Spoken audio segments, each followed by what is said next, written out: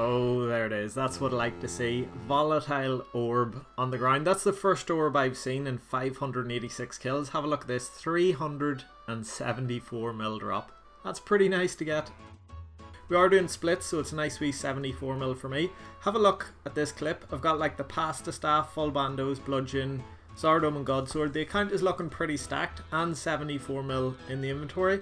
Even have a couple of 100 mil in the bank.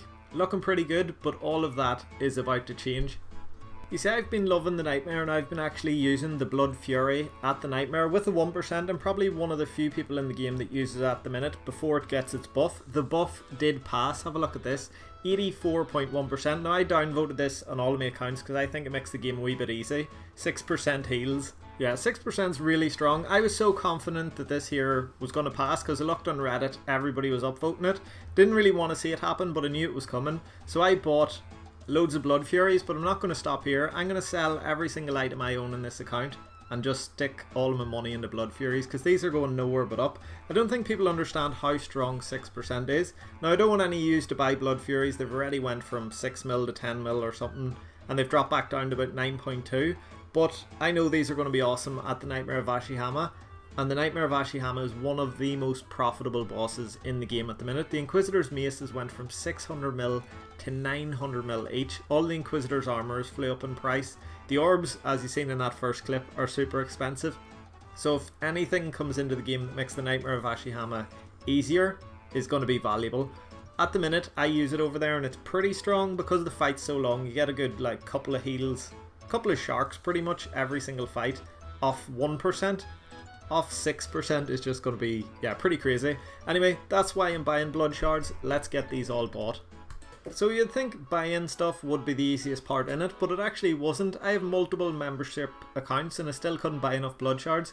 The buy limit on these is only 8, so I had to get a load of the boys from the CC to help me buy all these.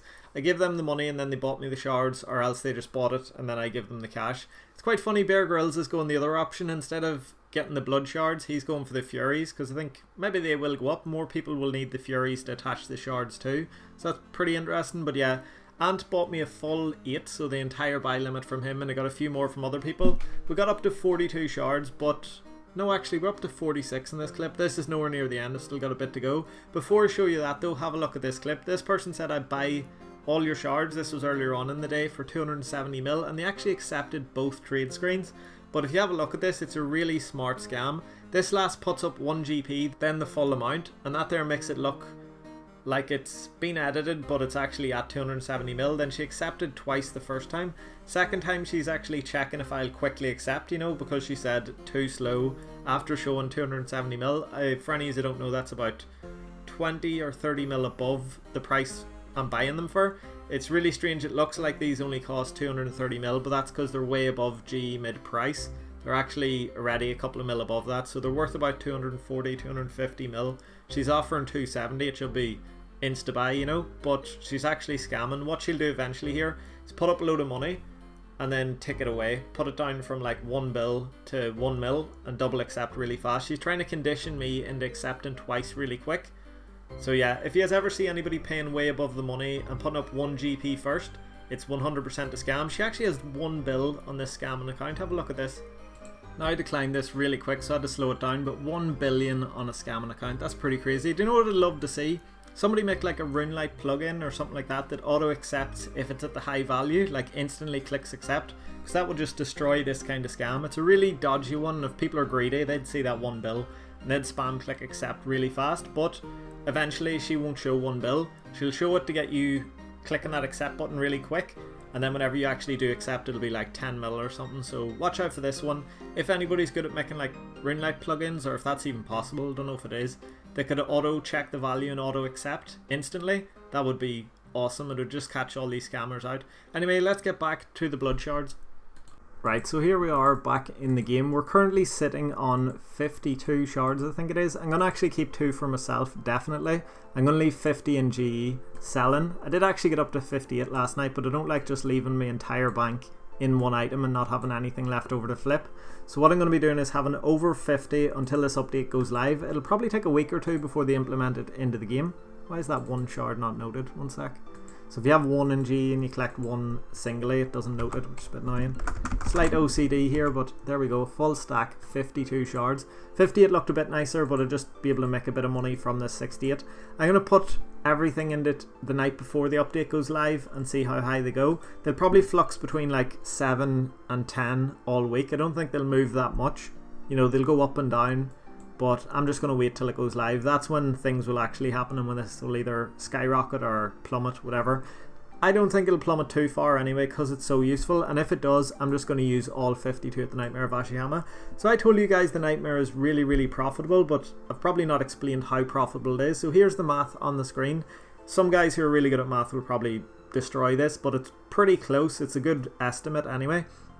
I've took all of the prices, the current G prices of all the rare drops at the Nightmare, calculated them divided by their drop rate in a 5-man team, and every single kill at the Nightmare of Ashihama is worth 4.1 mil at the minute. That's pretty crazy. Good teams can kill over 10 per hour, so you're chatting over 40 mil per hour if you have a good team at the Nightmare. Now you might do a full hour and get nothing, most of the time you will. That's calculated if you stay there long enough to hit all the drops. So if you stay there for a good few hours, you do loads of Nightmare kills, you get 4.1 mil value from every single kill, which is crazy. That's higher than raids, higher than Theatre of Blood. Yeah, that's pretty good. Like, I think the Nightmare might be the most profitable thing at the game. So if I have to use 52 shards there, I'm going to make bank anyway, but I'm pretty sure I won't have to. These things will go up. What I'm going to do is bring a Blood Fury. I'm going to put it on if I'm under 60 HP to heal back up. If I'm above or if I'm falling, I'm just going to put on the Torture. So I'll have the switch, the 2 amulet switches there. That means the shards will last way longer. At the minute they last 6.4 hours of constant combat with a 2.4 tick speed attack weapon, so like a bludgeon, a whip, anything like that. If you're sitting in combat the full time, this will last you over 6 hours with the 1%.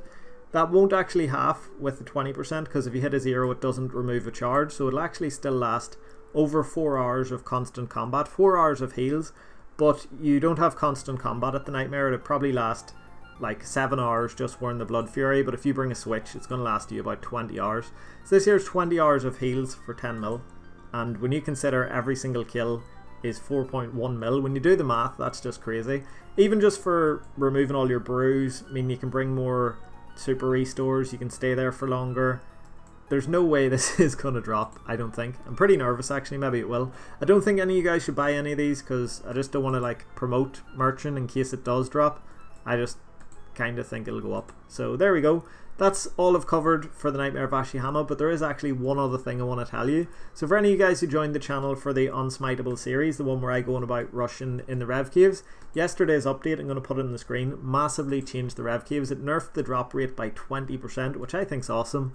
All this real world trading and Venezuelan gold farming cannot be good for the game economy. However, another change in there that's just quite subtle. They made the Ethereum bracelet not protect you 100% of the damage. Let me see if I have any of these in the bank. The bracelet of Ethereum, is it? Yeah, the bracelet of Ethereum used to protect you 100% of the damage. It's now dropped to 75. What that means for the Unsmiteable series means everybody I'm smiting is going to be sitting between about 60 to 95 HP. Nobody is sitting at the Rev Caves on 100 HP anymore, which is awesome. It means the people I was trying to spec before are going to have much lower HP. I'm going to get so many more kills because of that update, so that's awesome. A lot of people were wondering if that nerf would like affect the series and thought it might ruin it. It's going to be the complete opposite. It's going to make the series much better, and I have got loads of progress in that account. So that video will be coming out very soon. So that's the progress in this one. The next video coming out will be an Unsmiteable.